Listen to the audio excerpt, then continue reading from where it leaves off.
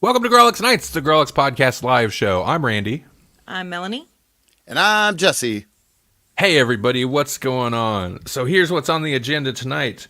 Actually, it was like 6 days ago, so they must have dropped it like Friday last week, or maybe over the weekend. It would have been just after we did our Thursday stream last week. But since our last stream, there's been a new Doctor Who trailer. And I think there's some stuff we can dive into there. And otherwise, we're just going to wing it. But before all that, how are you two doing?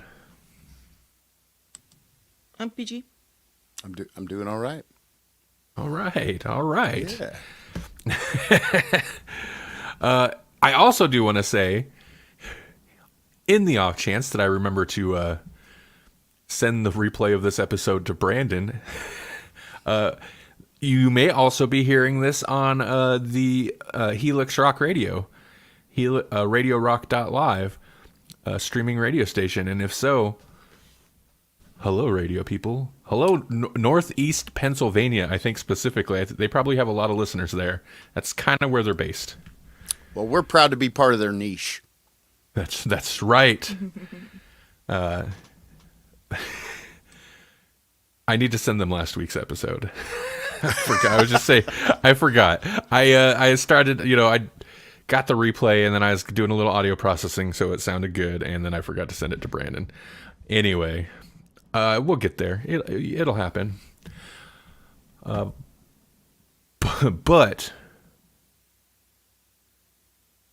what have you guys been consuming? You guys, let's do a little of our opening chit chat. I feel like our opening chit chat is more meaningful when we don't actually have a primary feature topic to talk about. Nobody can complain that we're not getting to the topic at hand. There it is, right? Right. We're not burying the lead when there is no lead. Oh, I love that. We're not burying the lead when there is no lead. That's the unofficial tagline of our show. If it leads, it leaves. That's right. When it's all pizza, there's not a sandwich. That's a mix of inside joke and nonsense. Exactly. Okay. Well, hey, let's talk a little bit about what we've been consuming. Jesse, do you want to start? You mentioned Sure. something about a book. Okay. Yeah. Well, I started reading Table Titans Club, which is not my usual, right? So it's like a middle school reader. This feels like the kind of thing that Maddie D should be probably reviewing on Comics with his kids, right? It's kind of that age range, maybe a little bit older than Dogman or what is it? I don't know, the cat one, Cat Kid or whatever. Right. Like those Captain Underpants, those kinds of books. But it's kind of in that vein. But I saw this thing on the shelf at Target. That was pretty crazy. But it's done by Scott Kurtz. And Scott Kurtz, he's an Eisner Award winner for his webcomic PvP. That's what he's most known for. Most people know him for that. And he had a webcomic turned comic about the Table Titans. And it's basically these characters when they're all grown up. And now he is jumping in. He's jumping into that middle school reader. Was it Kidlit? I don't know what they call it, but he's jumping into that pool and doing pretty well. Not everybody gets their book on the shelf at Target. Right. But I've really enjoyed it. It's basically the tale of Valerie and how she got into D&D in the first place. She joined basically like a D&D club at her school, and so in the original comic, these guys are all adults and whatnot, and they're still playing games, but this is kind of like the faux story of how they all met. I see. Yeah, it's kind of fun. I want to take that book and time travel back to the 80s when they had the D&D satanic moral panic thing going on. Yeah. And be like, listen, it could make some of your best friends. Right. And it could cause this girl to join the wrestling team just to save the club. Oh no, we're gonna get a jump start on that moral panic, are it we? would start a whole new panic. Yeah, oh yeah. And like there's a fair amount of diversity featured here in this book, so there's some people probably will read this and be like, nope, banned. Banned D&D, from the yep. Yeah, D&D, and there's Asian kids in there. People of color, what? No. This is woke propaganda. Not in our schools. I won't have my child exposed to People, the world, other to humans. people. It's crazy, when they react to things that still in the 80s or whatever, people wouldn't have freaked out about, but now, because they have to pay so much attention to all that stuff, now it's woke, What were we just watching today, Melanie? We were watching a YouTube video. The thing about Silence of the Lambs. Right. If they made Silence, because That be Silence woke? is What? it hits the female FBI agent dealing with like being in a male Misogyny. system. Yeah. Yeah, it hits that real hard. Oh, And yeah, she you're has right. a person of color for her roommate. Dang. And there's not really, because Buffalo Bill isn't transgendered, but That's a different kind of issue that would Yeah. exist. Yeah, that's like the flip side. It would. Point is, like, in the 90s, nobody talked about wokeism, but Right. nobody said anything, thought of anything of it. But if they made the exact same movie now, there'd be people that'd be like, "This is woke garbage," Hashtag cancel Hannibal Lecter. yeah. and then other people on the other side would be like, "This Buffalo Bill character's a little problematic," Right, yeah. Yeah. but yeah. Yeah. Anyway. Helix Rock Radio. I don't know what the demographic is. I'm a little concerned that we're stepping on toes, but not concerned enough to not step on those effing toes. I don't think we're stepping on Those toes, though. Those toes. What'd you say, Melanie? I still don't think we're really stepping on anybody's toes. We're just discussing things. No, I know. Jasper may be calling out some knitting circles, though, in the chat. Knitting circles. What are you saying about knitting circles? He's You going saying off they're Pulp woke? Fiction on us. Oh man, you should see this thing that never mind. It's very beautiful. There's a very beautiful thread thing that I saw. People are amazing, talented. That's all I want to say.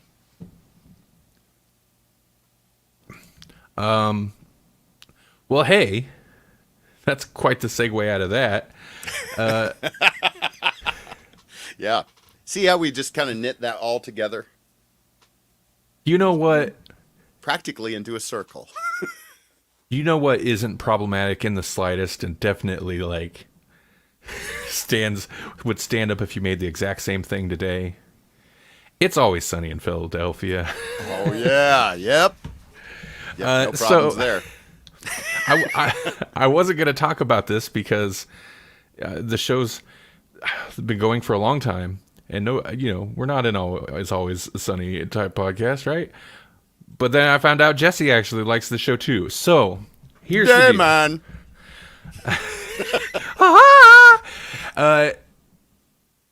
I'm one of them now. It's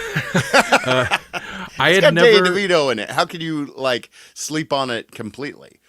I'd never watched it. I had never watched the show. Like, I was aware of it. I'd seen clips on the internet. I've seen the memes. It's one of those shows where somebody is either pushing it on you, has pushed it on you, or will run the phrases or the memes into the ground, especially if you are not familiar with the show. You're just like, okay, I get it. So I think it's one of those shows where at a certain point, I was like, I'm just not going to watch it. Because it's one of those things where it's like South Park forever. Like when I was in high school, South Park started when I was in high school, and it was so everywhere. I never watched it, and it was so prolific, especially for people at that age. Yeah. At a certain point, I was like, I don't care. I don't like it. I'm not interested just because there was so much and I hadn't watched any of it. I just got tired of hearing about it. So this was kind of one of those shows. Not that I never disliked it. Well, I've been on a Hulu month trial, and I was like, I'm gonna check out the show. If it's good, I'll binge through it. Like, it's been going for a couple years, right? Yeah. Like 18 years. There's 16 seasons. You know, they skipped 2020. Like, I was like, wait, this show's been going for like 16, 17, 18 years? That's insane. Like, it doesn't seem that long, and I was baffled by this. So naturally, At this point, that's way longer than anything that Danny DeVito's ever done, right? Like, oh yeah, he didn't do that many seasons of Taxi. oh yeah, and maybe it's more common for cable shows now, but like nobody talks about the fact that It's Always Sunny is still going. Like, it's not canceled. Right. It's still going. 17, there's 16, 17 seasons in. Like, for a live action sitcom, for animation, you know, it's like Simpsons and South Park, speaking of, have, you know, that's big deal, right?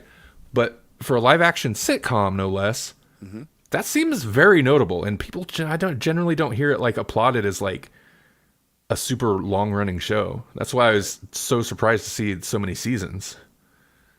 Those Yeah, guys Jasper's- aren't just like sitting on their laurels either. Like Wrexham, that show that he does with Ryan Reynolds, like they're all doing things on top of this too. I think, and the fact that it's, yeah, well, of course, so I started watching it this month, and I've got less than a week left on my month trial. I've got a few days. I'm in season 16. I think I just cracked season 16. So I will have binged the entirety of the 16 seasons in a month, which is excessive. That's crazy. I don't know. So I'm in it. It also means Melanie is just so tired of hearing about it. It's not her. She doesn't care about the show. It's not her jam. It's not. And It's definitely we a don't different always brand of have the humor. we don't always have the same sense of humor. I mean, a lot of times we do, but sometimes I don't need to stare in a dog's eyes while he's going to the bathroom, okay? You know, this is like everything that everybody else loves about The Office, only made for me.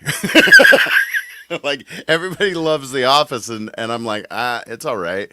But then these are terrible human beings, and I love every minute of their shenanigans. Yeah, it's so good. Jesper says it's well written, but always random, if that makes sense. Well, yeah, for sure. It's like It's if just- Seinfeld were with even worse human beings. Right.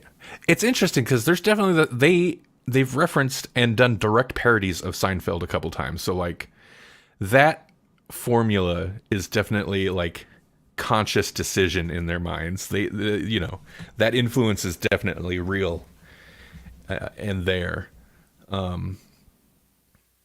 do you feel about Charlie Day? Because like I could see like if you didn't watch this, you'd be like, oh, Charlie Day is just not even.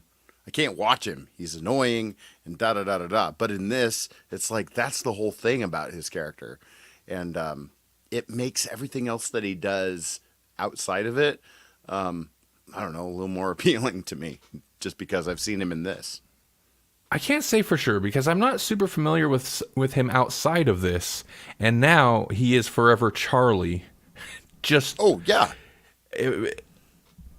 he is, I think. I mean, he's like the most lovable character, right? They're all terrible. He's the least terrible, although also very terrible. Yeah. But it's he's just because kind of, he doesn't really know what he's doing. That's the thing, right. Yeah. Oh, did you see the episode where him and Dee are kind of like she's not necessarily dating the guy, but they like run into this rich couple, or this rich like pair of siblings, and he starts dating the one, the sister or whatever. Anyway, there's an episode where like you kind of forget that Charlie's just as heartless and ruthless as the other ones. But there's an episode where like it seems like he's fallen for this other chick and he's left the waitress behind and all that. And then he just destroys this woman, just cold-hearted. It was just to get back at the waitress. Like, and it's like, oh yeah, no, everyone's terrible in this show. I forgot for a moment that Charlie wasn't also as terrible as everyone else. I'm gonna have to look at him in other stuff. Fist Fight is pretty fun with him and is it Ice Cube. Okay. Yeah. Yeah, I don't think I've seen it. Yeah, Ice Cube. Yeah, I mean it's okay. It's not like going to set the world on fire, but they're both teachers and whatnot, and so it's like these teachers that are going to get in a fight, and he's just scared of him the whole time because it's Ice Cube. He's gonna kill Charlie Day. So that's the whole thing is just like he made the wrong teacher mad, and now they're gonna have a fight at the end of the day, and he's just kind of like, I guess whatever, like when you're gonna die at the end of the day, none of your choices matter anymore. So, do teachers really do that?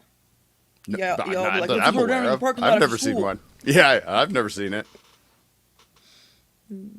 Yeah, horrible bosses is one too. Was he in that? Okay, see, then I have seen him in stuff, but I wasn't familiar with him, I guess. I think Jennifer Aniston is his boss in that one, and she's just awful to him. One Sexual thing harassment, we use the like problematic thing to segue into this. One thing that's been fascinating about watching the whole series, I'll say I'll have binged the entirety of the series, minus a few episodes that you cannot find anymore. There's 2 episodes that were pulled specifically for blackface, and one episode pulled for, as they referred to it, red face. But what's interesting about that, I seen a couple clips on YouTube. Like I was curious, so They left the Nazi uniform one though. Oh yeah, That's fine. well. Well, yeah. I mean, they're not George glorifying it. Floyd wasn't a Nazi. It was specifically after the Black Lives Matter and the George Floyd thing, and although that is when companies really started to get very, I don't know, nervous, but like to be sensitive of the issue, they pulled a bunch of episodes for other shows too. But yeah, it was specifically that time period which they pulled those episodes. But it's interesting watching, especially some of the older ones where they were much more freer with words, and getting to the newer seasons, the post, 2018, 2020 seasons, where they're in the show directly addressing the episodes that have been pulled of the show. Like, because a couple of those episodes they did parodies of like Lethal Weapon. So they blackface a character, right? But in the context of the show, they made their version. They made Lethal Weapon sequels. So an episode I watched recently was them talking about how the library pulled their Lethal Weapons movies, and so they used that as a way to like address it directly within the context of the show, and so that's pretty interesting. Well, I'm not saying that Hulu or whoever shouldn't have pulled them either, because anything with blackface is not okay. But also, like, of course they did. Yeah, right. Yeah, it's weird to me that it took them to really till 2018, 2020 or whatever to address that in the first place. Yeah. Like, it hasn't been okay for quite a while. Well, generally, post 2000s, when it's done especially in a TV show, it's usually to make a point about racism or the racism. And I think It's Always Sunny has skirted that with lots of things, because it's usually some type of because everybody's terrible. Like, all the characters are terrible. Right. There's no like indication that what they're doing is right or acting in a way that's appropriate. Right. So that kind of will get them out of potential trouble with it, and not in a let's just be racist and then use this as an excuse, like, oh, it's satire as an excuse to be racist. They like, even know it's horrible when they do it. Like, they're just like, we're horrible and we're doing this horrible thing, period. It's horrible. But I mean, I don't know. You do have to question the blackface decision. Like, I get that that's the point of to be outrageous, but it kind of feels like, well, no. It feels like the point is to be outrageous rather than to make a commentary on Yeah. on it. Right. So yeah, maybe. I think pulling certain shows I think there's instances where they went a little too extreme to where it's like, oh, you totally missed the context of why that was there.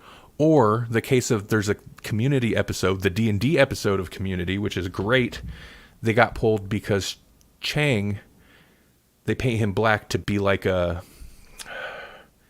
and I'm sure the blackface gag is in there. Oh, is like a part of drow it. elf or Yeah, yes. Gotcha. That's exactly it. Like a dark elf, so they painted him black, and so they pulled it from there. And I'm like, I don't know about that one, but whatever.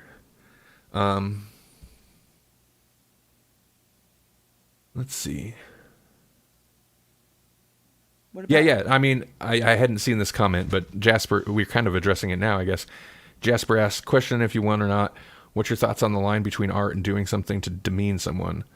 Like the blackface issue or comedy having jokes that are, I mean, to most sensible people, and I'm not talking about super sensitive people, and I'm not talking about like conservative comedy. To most sensible people, you can usually tell there's a line, where the line is. And it does come down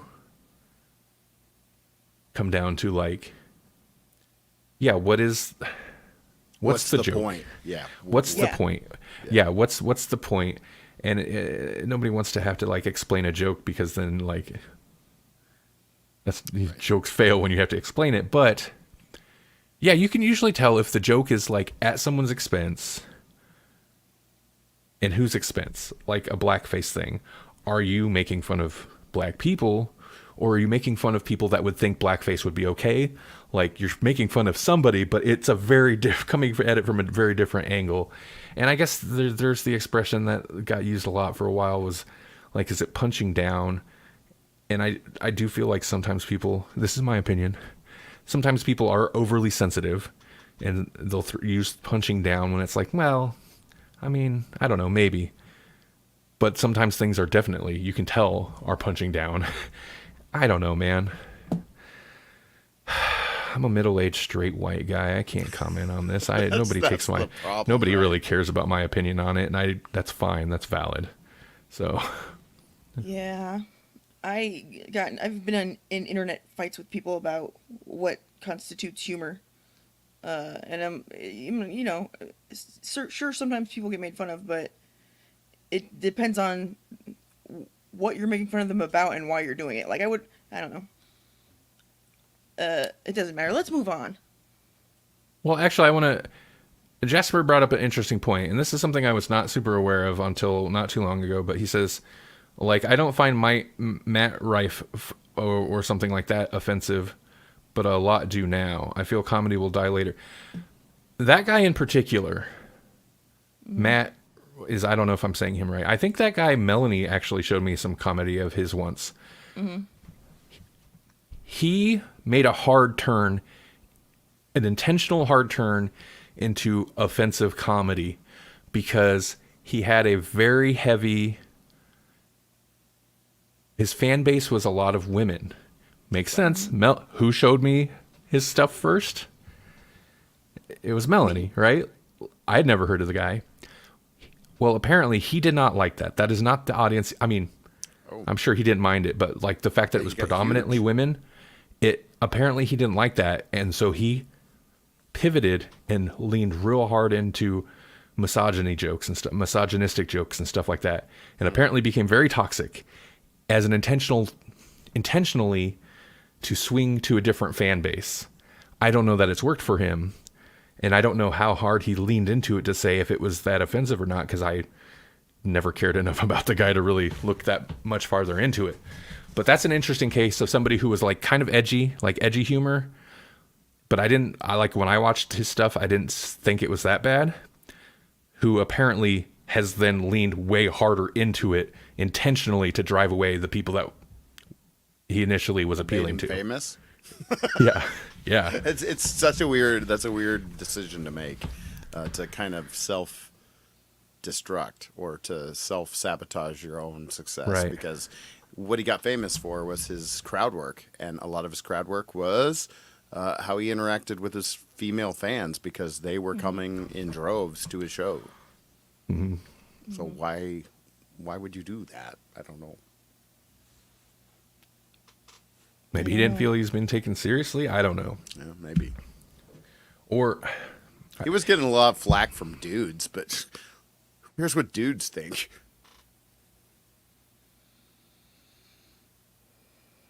sorry for the silence. I'm reading a comment real quick. Yeah.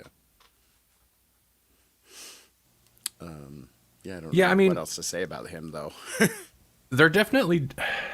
Jasper makes an interesting point about intention means a lot. Like it depends on like also who's saying it and who's receiving it, right? To a point, I think. To a point, I think between friends that works in that. Yes, if you have like a disabled friend or something like that, which I think is kind of the example Jasper's making in the comment. You guys are close. Like I think you can push things further with somebody who you're close with, who out of context or maybe to anybody else is you punching down and being a D-bag. But within the context of the friendship, it's fine. Like there's definitely a line there, but that doesn't necessarily translate to a TV show or a comedian who's who are sharing it with everybody. And so it's easily understandable why some people might be offended when I don't know. You don't do more than Robert Downey Jr. did because that was pushing it. Well, that's the only person that's ever gotten away with it, right? He survived it. How? Yeah. Well, because it got co-signed, you know? Sure. Okay. Well, and it was, yeah. I mean, and that's another example of intention. I don't know. Jasper does say something about he feels comedy will die later down the line. I don't think so. I was thinking about this earlier for whatever reason, because I am a fan of edgy comedy, and it has definitely died down considerably. There were a lot of YouTube channels that I enjoyed that eventually either just went away or they softened themselves. Right. And I was thinking about this in the context of Sunny, is the newer seasons, they're still outrageous, but they have softened themselves in certain ways. Hero or Hate Crime was more recent in the timeline of the series than I expected, given the premise of it. But with Sunny, they also address it in like there's a conscious decision to soften certain things or to like lean away from certain things, and they almost always address it within the show.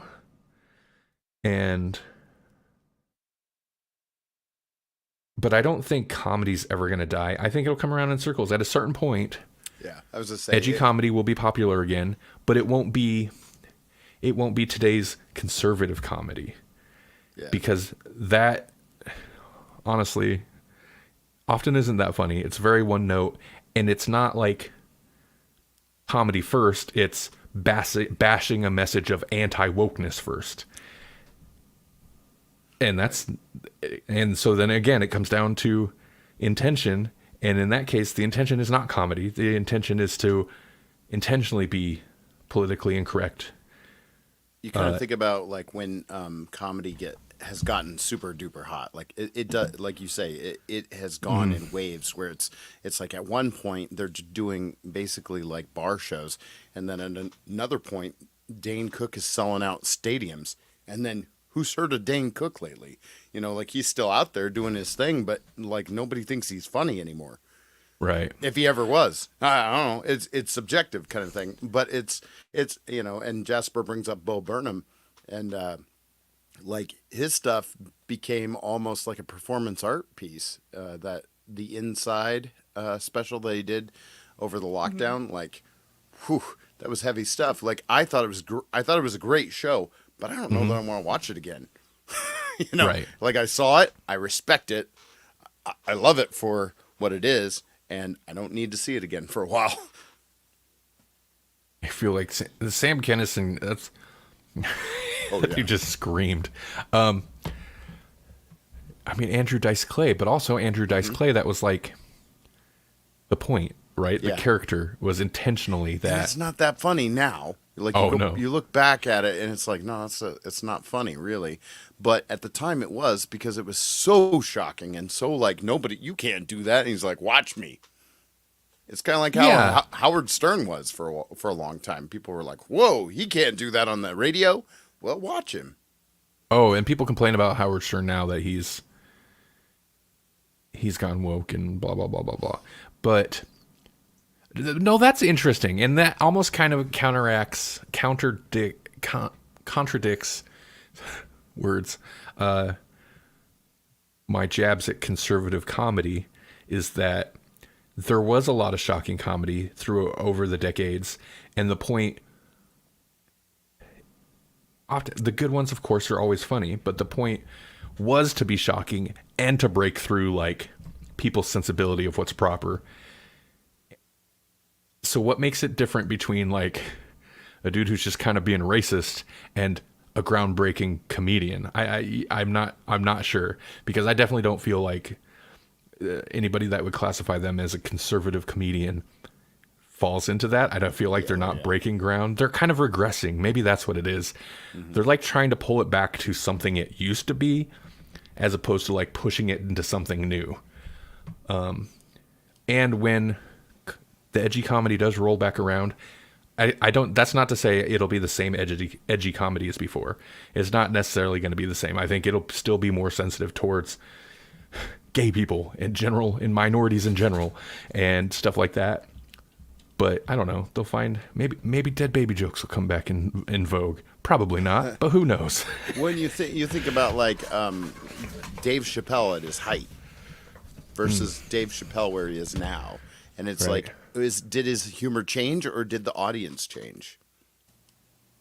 I think it's a little with Chappelle. I think it's a little bit of both. I think the audience has definitely changed. Because if you go back and watch the Chappelle show, like I still find it hilarious. There's definitely things that there's things at the time that I think he struggled to get through the network. There's definitely things that you'd have a hard time getting through the network now. But the comedy is also changed because he is angry now.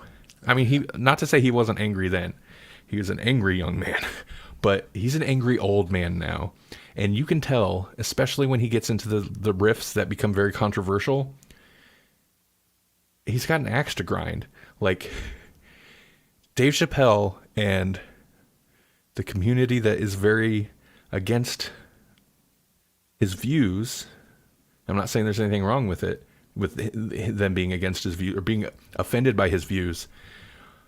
They've kind of formed a feedback loop. Oh yeah. Where they get outraged, he gets upset about that outrage, he gets angry, so then he just lays into it more. They get out, like it just like, and at a certain point, I'm just like, Chappelle, man, move on. Let's be funny. Stop complaining about it. I don't care. I don't want to hear about this anymore. Just be funny. Yeah. Not like dance for me, but come on, man. This isn't fun. You're just being angry. No, it is dance for me because I paid for this. I want to be entertained. Dang it. Yeah. Fair enough. But I don't know. What's his name? The British guy who was in the original Office. Gervais. I watched one of his more recent ones because he gets lumped in with Chappelle and the aging angry comedian group, anti-trans group or whatever. He gets lumped in there, and but I think it's different. He is more outrageous. He definitely does the like, I'm gonna say this thing because it is so outrageous and so racist and so whatever, and he leans into it hard, and then he'll be like, I'm a rich white guy, I don't care. Like he really leans into it. But I feel like he's not really angry about it. He just knows it's gonna rile people, and that feels different. like There's the an last orneriness to it that Yes. not there with the others. The other ones feel angry, and he feels ornery. the last Chappelle, and it's not even, I don't think the most recent or the most 2-3 recent. The last Chappelle special I watched, the first half I really enjoyed. He said outrageous things, but you'd see flashes of that like Chappelle show, like he'd say something that he knows is ridiculous, and then he'd get that like ornery look to like look at the crowd and see their reaction. Like he loved it. He loved setting people off, but it was ornery. It was He'd have a gleam in his eye. yes. But then by the end, he gets into and there's like an intentional, as a comedian, he made an intentional choice to go heavy by the end of it. But like once he got into that, it's like, oh, you're just grinding the axe now. You're just angry. You're not like looking around to see who's like, shocked by it because that gives you a little thrill. You're just PO'd and trying to make other people feel bad as well. Like that's not fun. Yeah. We did it.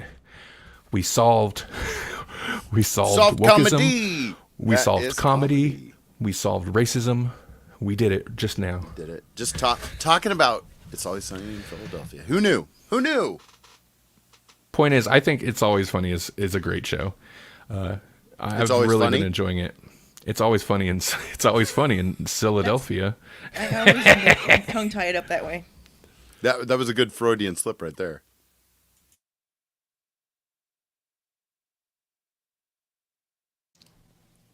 Well, I'm not.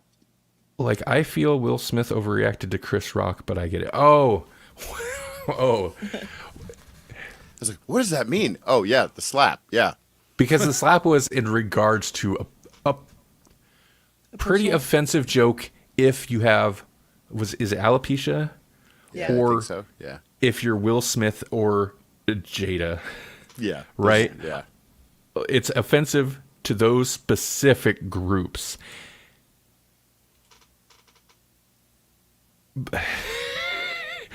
But yeah, I would say he overreacted. To get up in the middle of like the biggest awards ceremony in your industry, something that also gets a live broadcast to millions of people, and assault a person on stage that's an overreaction. Sure. And He has swear. And They have a lot of personal issues going on, and I think Chris Rock knew that, and so I don't know. That's why he was offended by it, because he was picking on him when he knew they were having lots going on. Right. It was a choice. It was a choice. He could have left it be. He could have made it some other joke. This is so old news, but like, I wonder how that scenario would have played out in private. I don't know what Chris Rock's demeanor is. I kind of feel like Chris Rock would have maybe played it the same way.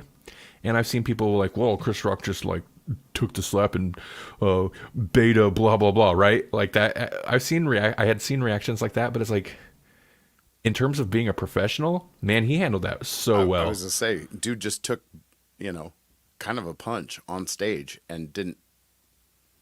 That's it. What an incredible just the disrespect. I'm sure it hurt. It probably didn't hurt a lot, but the disrespect. Yeah. Anyway, Did you see Chris Rock's special? I did. I did. Yeah. Yeah. Interesting. I wouldn't have kept her name out of my mouth. He did, even though he's clearly talking about, Will Smith and her, the whole most of the time, or well, once he gets to it. Right. But he never once says her name. Yeah. Good point. I wouldn't have had that composure. Right. Oh, but you could see him feeling it too. Good on him for leaving it to the end too. Right. Well, he knew. That's the thing people are going to watch it for. That's the thing everybody's going to be talking about. True. And it's probably not the one thing he wants to be known for at this point. So he led with all of his other stuff first. I don't know if that's another one though. It's like, I don't know that I need to watch that one again though, because at the end it's just like, oh my goodness, I feel the feels. You can't help but feel what he's feeling in that moment. It's raw, but I don't need to feel that again. I don't need to re-experience that. Right. Yeah, I mean, see, that's the thing. I think everyone who tuned in to that Chris Rock special, that's what they were there for, though. Like, beyond the comedy, they wanted to hear. I watched it What- live. Yeah. Did you? Yeah. Whereas, and maybe at this point, some people are tuning in for Chappelle to like get the next installment of Angry Chappelle takes on the LGBTQ community, but that's not why I tune in for Chappelle. Right. So once it gets to that point in Chappelle, I'm like, come on, man, let's change the channel, something else. But Well, that Chris Rock in special, defense that's of why we're myself- there. Yeah, yeah. I mean, in defense of myself, I did like Chris Rock's comedy too. I mean, like, Right. it's not the only Chris Rock special I've ever watched, but it was like, oh man, this thing's going live. I know what I'm doing tonight. Did you know people with alopecia lose their eyebrows and their eyelashes too? It's weird. Yeah, it was crazy. Yeah.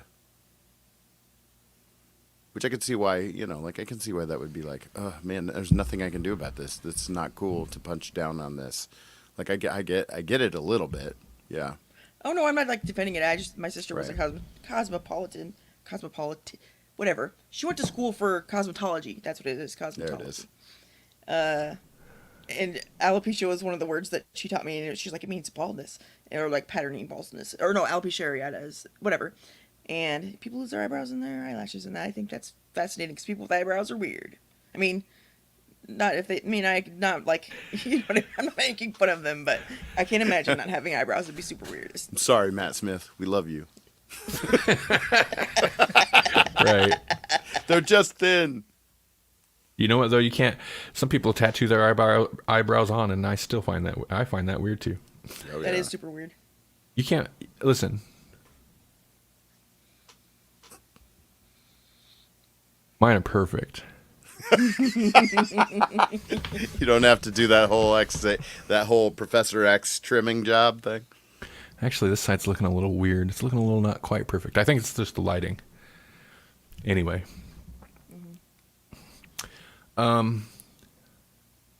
That is definitely not where I thought this conversation was going to go. No. But we did it. We fixed comedy. We fixed racism and homophobia. We fixed Will Smith. Will Smith, wokeism, That's right. Yeah. alopecia. Greg Gutfeld and the whole You know who- right-wing comedy community. You know who thinks Fixed they it. did that? All of those things and more? Who? Disney. they do. They do think that. They think they fixed it inside out. Yep. Inside it. Uh-huh. Yeah, I got it. I don't know. there Some we of their go. board members think, why should I have to watch a movie that has a black cast? Did you see this story about they have a board member who's been trying, or maybe not a board member, but like somebody who owns a healthy steak who's been trying to get on the board. He's got some views, this guy. Apparently he's one of the reasons they don't do a whole lot of like, I don't know, man. Basically, Is he He the singled reason out- that it took us so long to get Princess and the Frog? Sir? maybe. Sir? You know what? I don't remember the story well enough, and we need to move on, so I'm not even going to get into it. All right. Do you but know I what know else who's- Disney makes? Sort of. Not I was really. going to say, I know who's been spending his money. The BBC and Doctor Who. Yeah. Yep. That was Yes. we watched the trailer, and the only thing I had to say about it was Disney money, man. Look what Disney money can do. Oh my goodness, yeah. Truth. Yeah. So we watched the recent trailer, and we're talking about the one that has the Bowie song in it. It's talking about, speaking of Disney money, and I've actually seen a few like articles about that. Just like I had Just been reading about them. the Bowie song, yeah? Yeah, just like Yeah. BBC spending that Disney money because they wouldn't have paid no sync licensing rights or whatever it is for Bowie in a trailer. Plus, like they have a Beatles episode coming up this season. Like I'm pretty sure Davies is probably like, how much money? all right, I could put that to use. Beyond that, Dig into though, the Disney vault a little bit. right. beyond that, though, like, yeah, the production, like the trailer production looks great. The effects look great. The digital sets that they've in a lot of those shots going on, like, it looks pretty fantastic in terms Yes, of all of it. Like, this trailer looks better than all the previous Doctor Who's seasons. Like their best episode don't even look as good as this trailer. Oh does. yeah, I don't as feel far like. as like looks go, yeah, absolutely. Yeah, And that like is Unit production. Tower. Thank you very much, Jasper. yeah. Jasper said Doctor Who had the Avengers Tower. That's where Unit lives. So okay, talking about the actual trailer itself, I liked it. There are definitely like clips of epic moments and big emotions. I think my favorite thing about it, though, was when the TARDIS came very irresponsible of the Doctor, to be honest, comes sliding into the Unit Tower, just like skidding along the middle aisle where people are supposed to walk, Doctor. Yeah, yeah, right. Pedestrians have the right of way. And then, what does he say? Show me or give me? But he flings open, and he's like, "Give me the love," or something like that. Yeah, something like that. Yeah. I like that. I don't know. That I think is the appeal of this Doctor. Like his performance. Like I don't know. His personality comes through in that. Speaking I really of like that take on him. The TARDIS, like the TARDIS looks so good in this trailer all around. Like one of the most striking images, I think, is that one where it's like I don't know if it's on the shore or what, but it's just mossed over. I'm just like, what? I want to know about that. Thank you very much. I also like the shot where it materializes in Ruby Sunday, Ruby, whatever her name is, in her apartment. Like it doesn't look like she's there, but in the apartment, and it's like busted through the ceiling and stuff because the TARDIS is huge. In fact, there's a few like very irresponsible landings of the TARDIS in that trailer, which is interesting. I don't think the Doctor's ever been a very responsible driver, to tell you the 15 don't care. So he's having fun. Yeah. I Or feel not, like I don't this, know. I feel like this trailer was really set up to try and bring in new audience. Oh, It yeah. feels like a think so. fresh, a fresh take on it, and it is, new Doctor, new companion. He's like, come explore with me, whatever, and like dinosaurs. They hardly ever go to the past and do things like that. So I'm really excited for stuff like that, like the dinosaurs, which it only showed a little bit of, but Disney money, man. yeah, This whole season, I think, is made to bring in new audience with that Disney money, and it's probably kind of a Disney mandate.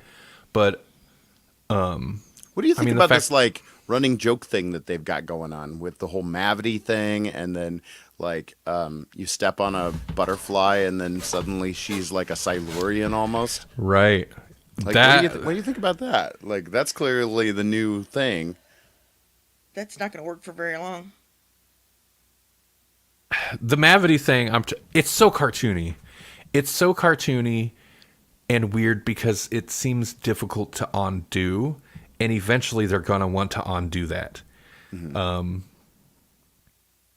Obviously, she'll, I'm sure, get turned back into a human at some point in whatever that episode is. But It'll probably last as long as the like demons that eat the past from that don't one remember episode. those. Yeah. For Rose's, what was I, Father's Day or whatever, Rose's, the one where Rose tries to save her dad. Oh yeah. Yes, that one. Right. Exactly. And then they go all kind of Langoliers on it almost. Yeah, that was relevant for one episode. I think in audio drama they probably hit on those. But they do something creatures. like that. They have the vortisaurs, like the dinosaurs Yeah, that that's live it, off yeah. of vortex energy. I'm like, oh my goodness. That's what I was thinking. Yeah, because that's a massive piece of the lore of like, if you change things, creatures will come and eat the timeline or whatever. Right. Langoliers. That they only did one episode, and then they kind of changed. I mean, that's where they established the fixed time point or fixed point in time, and then but like they dropped the other thing. I don't know. Yeah. And fixed point in time seems kind of dumb anyway, because anything you do could change things. So fixed points would. I mean, the universe will try to right itself, but still. I think more often than not, the fixed point in time is their attempt. It's okay. So we've been watching. We still are slowly working our way through Avatar: The Last Airbender, the animated series, the original series. And I got so frustrated on this recent episode, on an episode that we watched recently, because the characters are sometimes super powerful, and other times they can't catch somebody. When it's like, just use your powers. What are you chasing them for? Right, yeah. So it's the Superman issue of like not being able to figure out how to like write yourself out of a corner because your characters are too strong. And I feel like the fixed point in time, see, I was making others, this is relevant, is their way of like, this could be a plot hole, so we'll just fix it by saying it's a, it's a hand wavy, like, it's not a plot hole, it's a fixed point in time. We can't do anything about it. When then the whole paradox of the multi-doctors and whatnot is like, okay, well, this timeline will slowly dissolve from our memory because it was never supposed to happen. Da da da da da. And that's why, every episode before that, the doctors don't remember these things happening, even though they've already experienced it technically. Yeah. Yeah, it's some hand wavy BS to like work around plot holes that they create, which sometimes supremely irritates me, and sometimes it's like, whatever, I'll go with it. Right. One thing this trailer didn't, I mean, there you get flashes of it. Finally, somebody else is catching on to this because I seen an article about this very thing. I think they're going full musical this season. I think there will be episodes where, not necessarily the whole episode, but not like they're singing to the song or they're in the studio with the Beatles singing with them, which is also like, sounds so stupid to me in a way too. But like, I think they're going full musical, where kind of like the Goblin thing, although technically like the Goblins were playing the music, were they? People are just gonna be singing and choreographed dancing with no explanation for it because it's just a musical. And I guarantee they're doing it. I seen an article where other people were like, yeah, we think that's what they're doing. They had floating music. I mean, what other purpose would you have if you didn't have, to have floating music? The Bette Midler looking character. That makes me think, though, they will at least try to do like a Buffy. Buffy had a musical episode, but it was a demon that caused reality to work that way. Right. It wasn't just like a musical out of nowhere. There was like a reason for it. So that makes me think if they do that, there will be some reason for it. It'll probably be that villain character that we saw with the floating musical notes. They have some special power, and it's not going to even be science fiction. It's going to be straight up fantasy because they're probably a minion of the toy maker or whatever. Because they already established the toy maker can just like bend reality to whatever he wants, and that it's been reported already that there's going to be more of that because he's got, I don't know, a legion or something that's coming. A legion. Which again is their way of being like, oh sure, it's science fiction because these people just have these powers. It's like you just want to be a fantasy show. It's fine. That's whatever. Well, but magic, science, when you don't understand it, just seems like magic, right? Right. So. Right. Oh, actually, some of the news that broke too is that we got confirmation that Stephen Moffat is coming back to write episodes.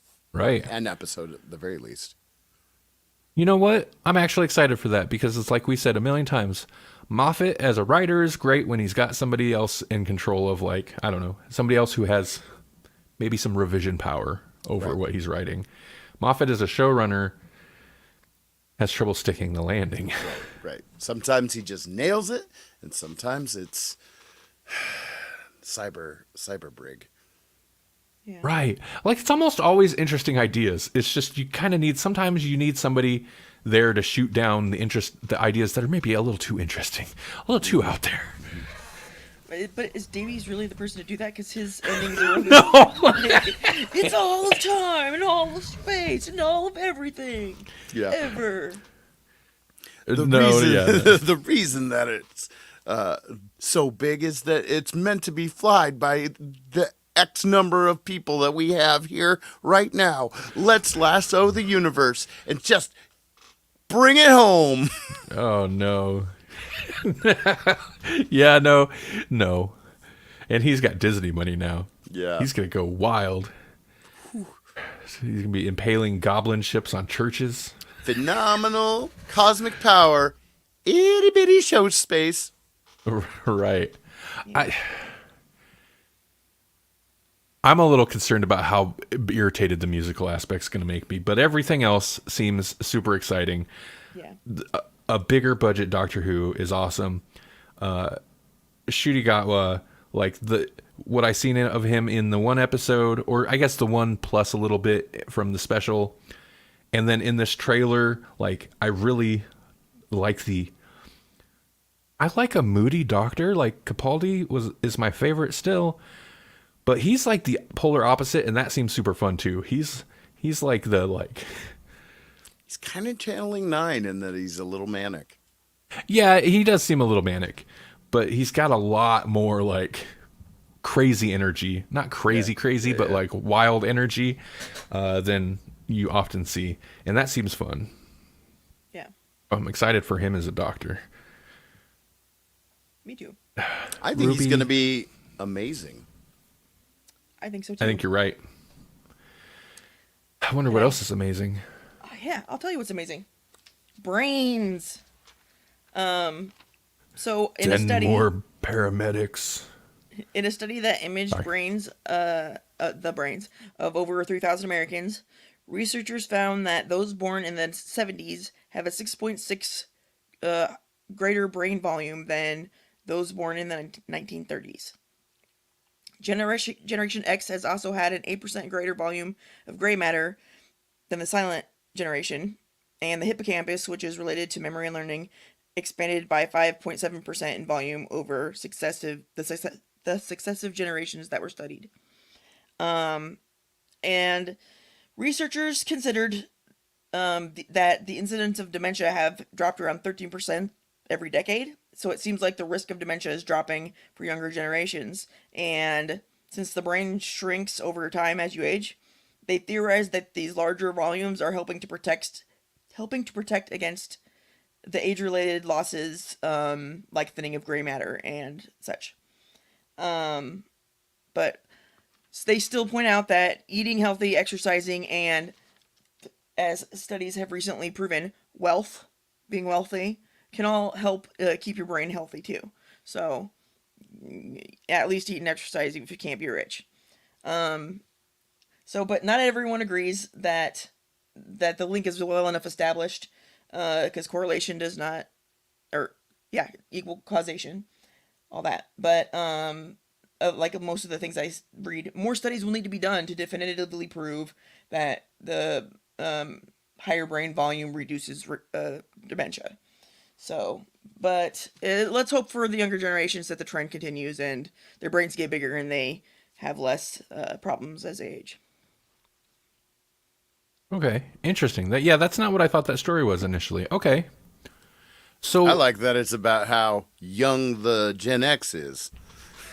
I don't think it's about how young the Gen X. That's what I heard. I heard that Gen X has got big brains and they're so young. You know what? You're right. That is what the story was saying. Yep. Yeah, that's what I was gonna say. I thought it was when you ran the headline by us before the show, and I thought it was gonna be like, the Zoomers or whatever they call them they got big old brains on them. I thought it was like younger generations, but younger generations in this case are Jesse. Yeah, but you can't. Jesse's the baby. You can't get younger. I mean, you can't force younger people to go and get their brains scanned repeatedly. Who's forcing older people to do it though? Nobody's forcing older people. They're offering it, and old people are the only people who are like, "Yeah, scan my brain a whole bunch, please." Because, Okay. Because they're worried about it. Yeah, that's fair. So yeah. I was just trying to think of things young people listen to or into or whatever. And I was like, K-pop. no, I can't. I don't know. K-pop ain't making their brains huge. Well, K-pop, is it still K-pop? Because like even K-pop at this point is like been a thing for like a decade over here at least. And I was like Taylor Swift, but like Taylor Swift has been around for ages. She's just still super popular. Right. And I was going to say maybe they're like that doesn't slap, but I was like they probably don't even say stuff slaps anymore because especially since the internet, like slang moves so quickly. Yeah. I don't know what they say. Brah. I ain't get my brain scanned, brah. That's all I know. I always get called queen or Oh yes, White Queen. girl. white girl. Yeah, that's what they call me, queen or white girl. But the study was saying they think, and again, this is something that they don't have proof of. It's just their hypothesis that more people in the world have access to food and medical care than in the past. So they're thinking just kind of being healthier is part of what's driving up the increase in size. Huh. That's fair. I need to work out my brain, get my brain swole. That doesn't sound right. Yeah. That might be the problem. Okay, cool. Thank you, Melanie. Yeah. I did find that amazing. I bet Jesse found it really amazing. I found it so amazing. Yeah. Do you This feel may be like the most amazing thing I've heard. I feel like I heard about Gen X forever until it was millennials, and then you heard millennials. But I feel like a lot of things I'd heard in regards to Gen X were not necessarily always positive. I feel like the stuff you would hear about millennials was overly negative for so long. Mm-hmm. And I don't hear a ton. I guess in some of the podcasts we edit, we do because they work with younger people sometimes, but like I don't hear a ton about younger generations. But I'm wondering, as a Gen Xer, do you feel jealous that people aren't talking about Gen Xers all that much? Because I feel like at a point where boomers are still stealing your glory.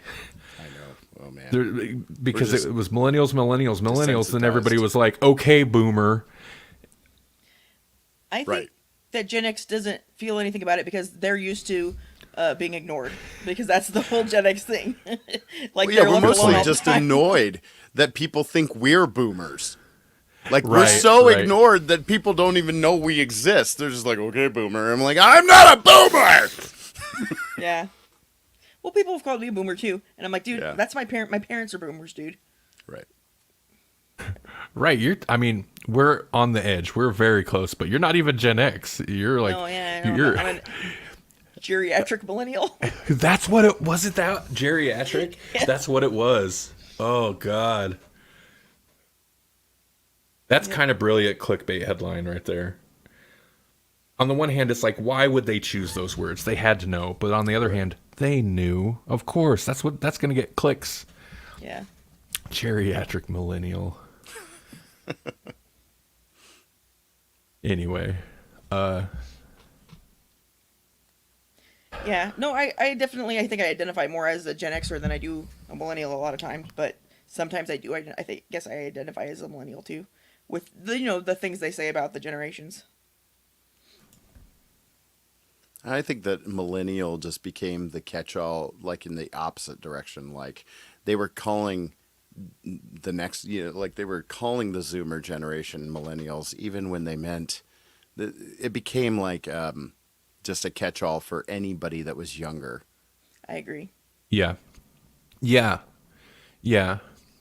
Most people didn't know what the heck a millennial.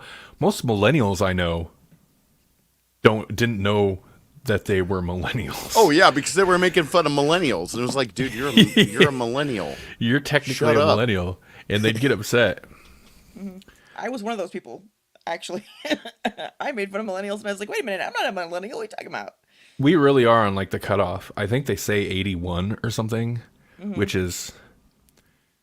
We've talked about this on the show many times. It still seems odd. Like I feel like there needs to be a separation between the geriatrics and the younger who are now like in their 30s millennials, It should be the internet, I feel like access to the internet Right. If you know. grew up, Oh, yeah. if you only remember a world with the internet where the internet was common, we're different.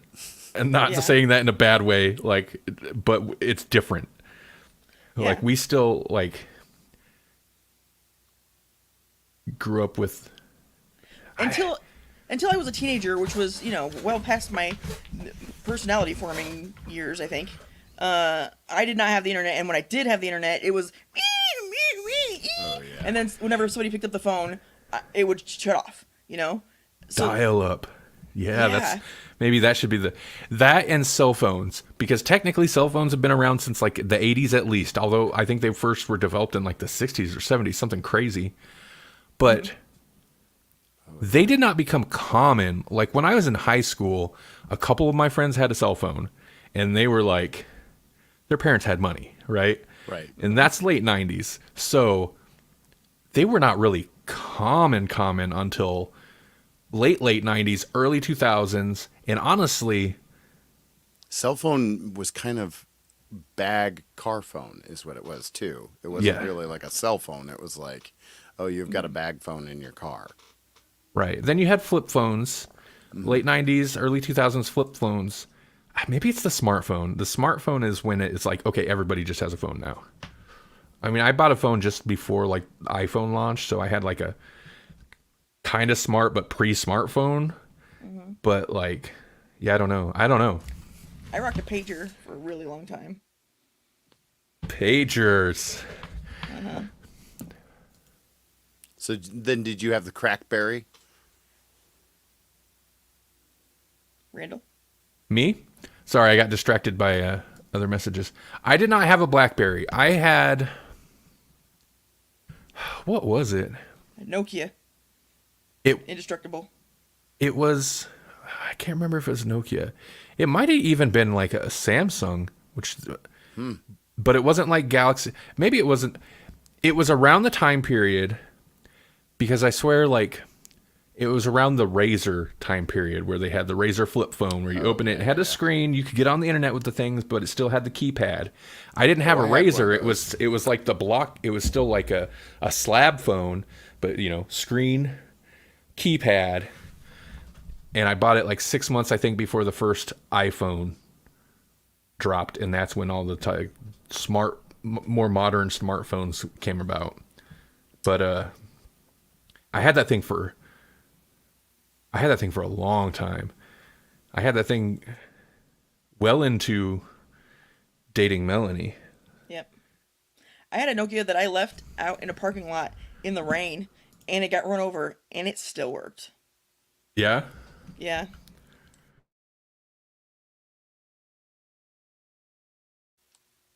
Dropped it up at High B, actually. Yeah. I'm going to find out. what it was called? Yeah. I had some kind of Motorola thing that had like a slide out keyboard. Ooh, Motorola. Maybe it was a Motorola. I don't know what it was called, but yeah, it was a Motorola and it had the slide out keyboard. Yeah. Was that the rocker? It might have been that. It wasn't the rocker necessarily. The Edge? When I had my pager, my parents had a 1-800 number, so you could call it for free from anywhere. You just gotta find a payphone. And now there's like no payphones anywhere. I was looking the other day. I don't remember why. Yeah, before you could find one in like maybe not every parking lot, but you wouldn't have to go too far to find one. Now they don't have them anywhere. So what does somebody without a phone do? Die. Yes, that's, They yeah. die. This, I'm going to put it in our personal chat. This is the phone that I had.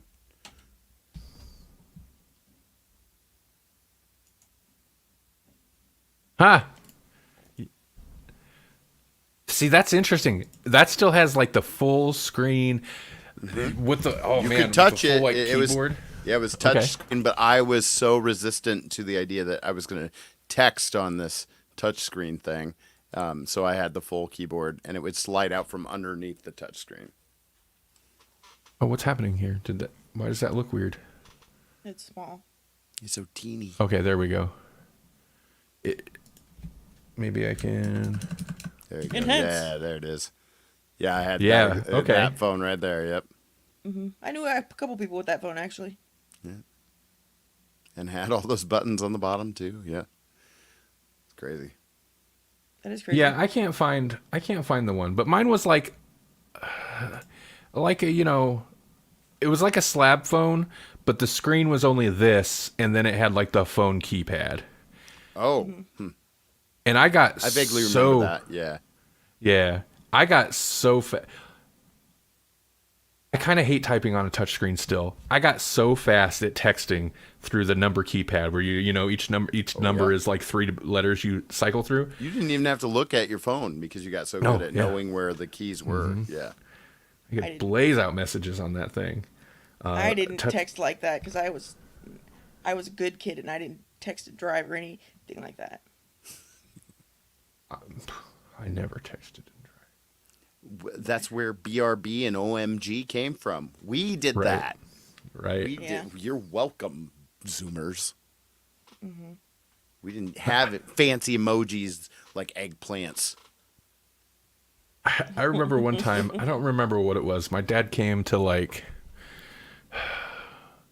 I don't know, pick me up or whatever. My dad came over and I was like, okay, yeah, hold on. I need to text a girl I was dating at the time. I need to send a text. And I like, and the look on his face, it was like astonishment, but also I was like, oh, that doesn't feel good. Like, he's not impressed. He's just kind of shocked that that's like possible. Like, I don't know. It was like both amazed that like, whoa, but also like, Disgusted a little too. Like, yeah, I was like, oh, that doesn't feel good. Like, I don't feel cool now. He didn't say anything about it. I was just, that's a skill. Yeah, like being able to send a telegraph. Yeah. Oh man. Anyway, let's wrap this up. Probably should. yeah. If I was distracted because Brandon Lapani, old school OG friend of the Grawlix, Ham operator himself. That's right. He runs the Helix Radio, Helix Rock Radio, was messaging me, basically just saying that like his week has kind of been dominated by the station because he launched the Apple Store app for the station, Helix Rock Radio. You can get it through the App Store on Apple now. It's breaking news right here, guys. Right, and apparently there's a lot involved in getting an app through the Apple App Store, I believe that. which is, kind of something that like the government's looking at right now, apparently, and a Google app is coming. It's not here yet. I actually have a beta version of the Google app on my phone for the station. But yeah, so Helix Rock Radio will be an app you'll be able to get to. And you'll probably be able to catch Grawlix podcast on there at some point in time. What else could catch over there at that whole thing?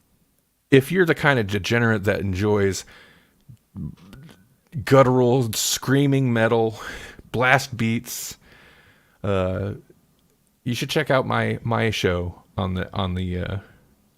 Helix Rock Radio. I do it Friday evenings, 8 on the dot. There's no 8-ish. This is radio. I got to be on the dot with it. We can't do no Grawlix. 8:30, 8 p.m. Central to 10 p.m. Central. Edge of the Abyss. It's 2 hours of extreme metal, meaning death metal, technical death metal, some thrash, black metal, avant-garde metal, church choir chip tunes metal, right, which sounds like I'm making that up, but I am 100% not.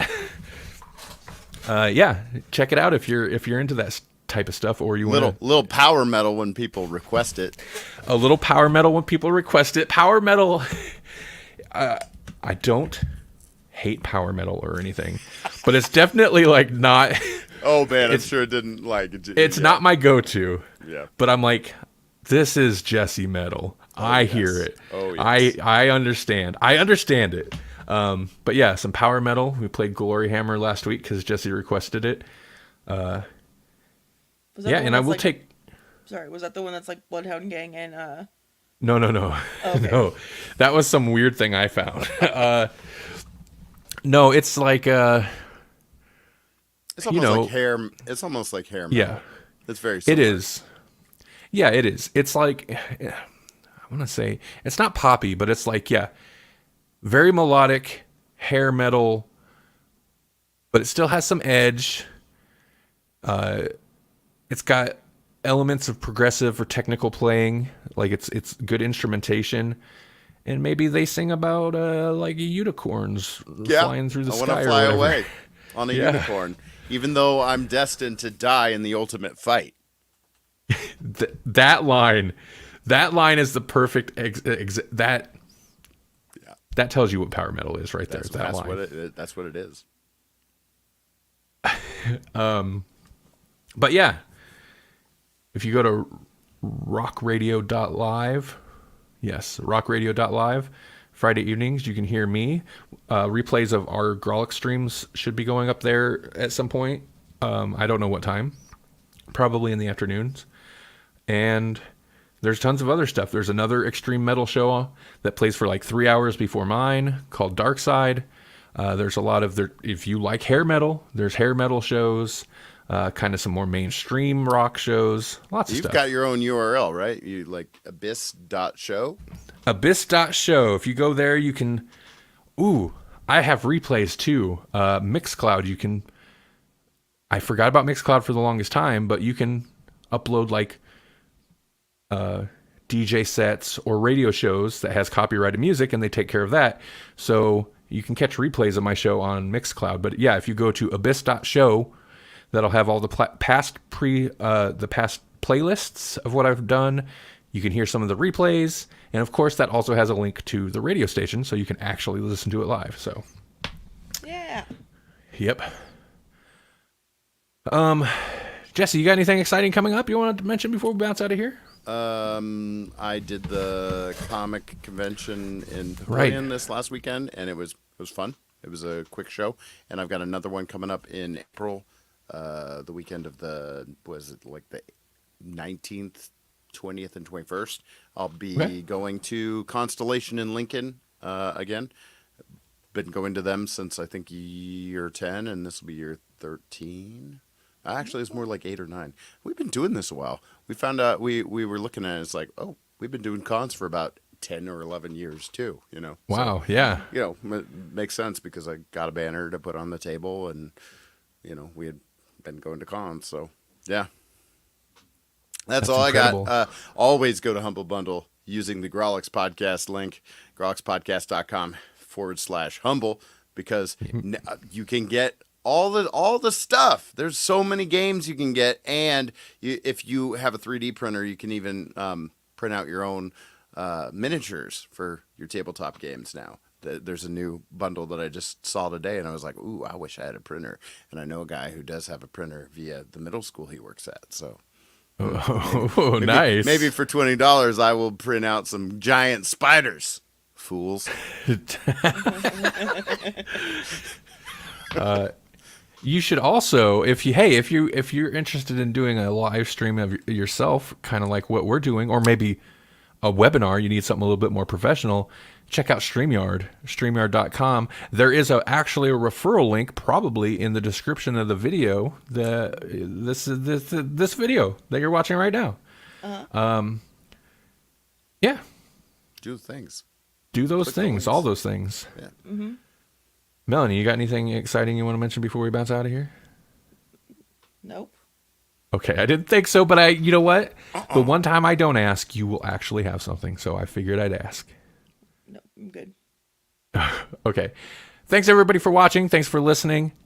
Have a great weekend or week or whenever you're listening to this. Bye, everybody. Goodbye.